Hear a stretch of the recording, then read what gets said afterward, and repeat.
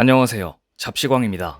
캘리포니아주와 LA 카운티 당국은 지난 11일 기준 LA 카운티 내 4건의 산불이 진행 중이며 피해 면적도 156.3 제곱킬로미터로 늘었다고 밝혔습니다. 이번 산불로 인명피해는 늘고 있으며 지금까지 알려진 것만 12,300여 채에 달하는 건물이 소실된 것으로 집계됐습니다. 절망 속에서 산불이 잡히기만을 기다리고 있는 이 지역에서 최근 감동적인 일이 영상에 잡혔습니다. 보시는 장면은 지금 미국을 뜨겁게 달군 영상입니다. LA 화재로 집을 잃은 남자가 자신의 강아지를 찾자 그 감동을 표현할 길이 없어서 펄쩍펄쩍 뛰다 울음을 터뜨립니다. 이처럼 LA에서는 대참사 속에서도 감동적인 사연이 하나둘 들려오고 있습니다. 가장 감동적인 사연은 역시나 한국인들에 대한 이야기입니다. 2025년 1월 7일 로스앤젤레스 지역에서 대규모 산불이 발생한 이후 한인 사회가 즉시 자발적으로 빠르고 체계적인 구호 활동을 펼쳐 해외에서 놀라움과 찬사를 받고 있습니다. 미국 한인 커뮤니티를 통한 한국인들의 활동은 정말 놀라웠습니다.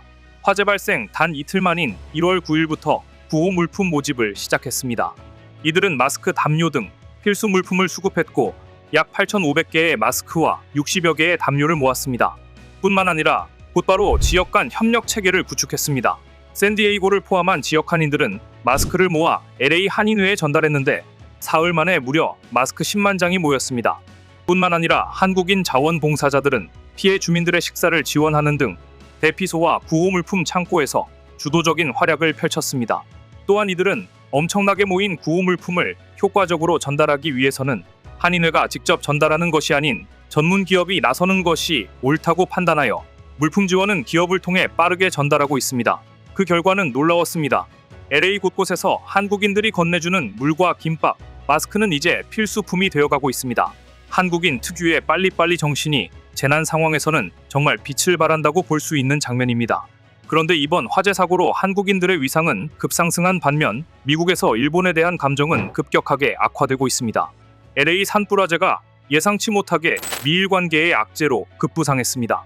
누구도 예상치 못한 일이었습니다.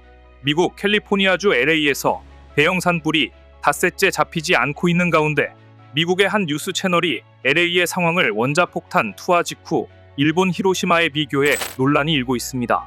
최근 X에는 미국 폭스 뉴스 채널이 전날 LA 산불 화재와 관련해 보도한 일부 장면이 확산하고 있는데요. 문제가 된 보도에서 폭스 뉴스 앵커인 제시 워터스는 이번 산불로 최소 11명 이상이 사망하고 더 많은 수가 실종됐다. 샌프란시스코보다 넓은 면적이 파괴됐다.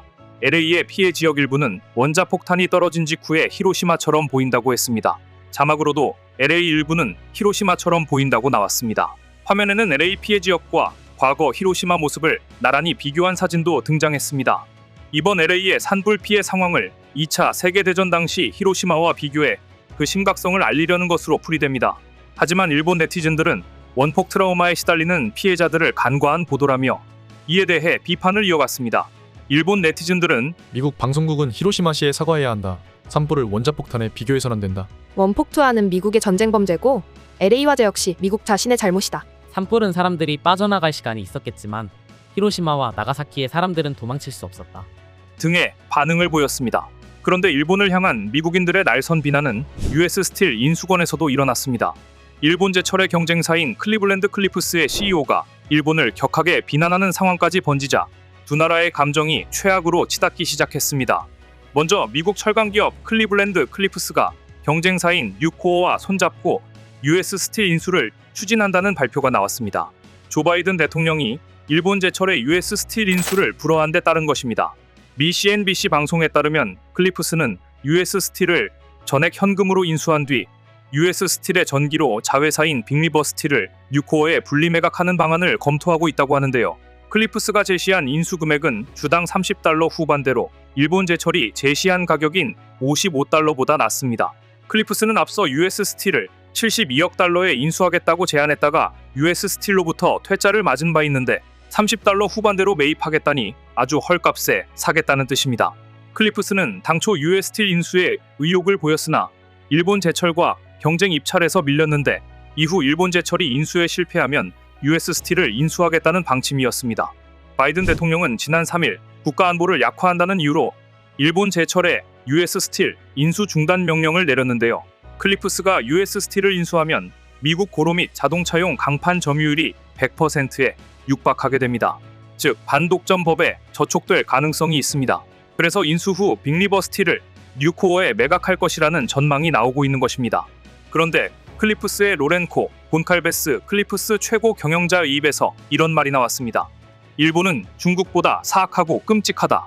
그리고는 일본 제철이 과거 중국 바오산 강철과 합작회사를 세웠던 것을 언급하며 일본 제철은 중국의 철강 과잉 생산과 덤핑 방법을 가르쳤다고 비판했습니다.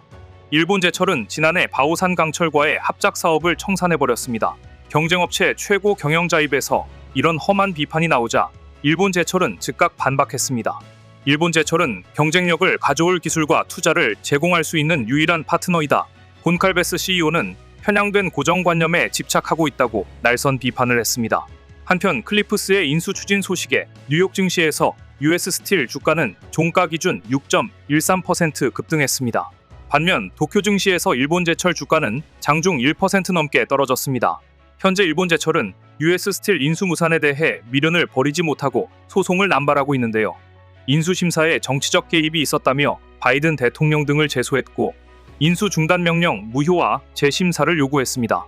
인수를 불법적으로 방해했다는 이유로 클리프스와 곤칼베스 CEO, 미국 철강 노동조합 회장도 제소했습니다. 또한 일본 제철은 US 스틸과 함께 바이든 대통령과 인수 계획을 심사한 미국 재무부사나 외국인 투자심의위원회를 상대로 불허 명령 무효화와 재심사 청구 소송을 미연방 항소법원에 제기했습니다. 또 클리프스와 데이비드 맥콜 미국 철강노조 위원장 등이 US 스틸 인수를 저지하기 위해 조직적으로 위법 활동을 했다고 판단해 이들을 대상으로 손해배상을 청구하는 별도 소송까지 냈습니다.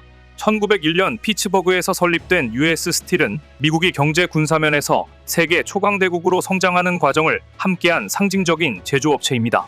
일본 제철은 지난 2023년 12월 US 스틸을 141억 달러에 매수할 계획이라고 발표했으나 인수한 발표 직후부터 미국 정치권 및 노동계의 반발에 부딪혔고 결국 미정부의 불허로 인수 계획이 좌초됐습니다. 사실 일본 이시바 정권은 도널드 트럼프 2기 미국 행정부 출범을 앞두고 미국과 관계 맺기에 엄청난 공을 들였습니다. 일본 차기 국가안전보장국장과 외무상이 미국을 잇따라 방문한 것은 물론 다음 달에는 미일 정상회담 개최도 최종 조율하고 있습니다. 일본 외교안보 정책사령탑인 국가안전보장국 국장에 취임 예정인 오카노마 사타카 외무성 사무차관은 트럼프 대통령 당선인의 국가안보보좌관에 내정된 마이크 왈츠 하원 의원과 회담했는데요. 오카노 차관은 트럼프 1기 행정부 당시 주미공사로 트럼프 당선인 주변 인맥 개척을 위해 활동했으며 트럼프 당선인이 2016년 처음 당선됐을 때 아베 신조 전 총리와 회동 실현에 공헌했다는 평가를 받고 있는 인물입니다. 이런 인물을 내세워 트럼프 행정부에 줄을 대는 동시에 일본은 이와야 다케시 일본 외무상도 트럼프 당선인 취임식에 참석시켰습니다. 지금까지는 주미 일본 대사가 미국 대통령 취임식에 참석하는 것이 관례로 일본 강요가 미국 대통령 취임식에 참석하는 것은 이번이 처음 있는 일입니다.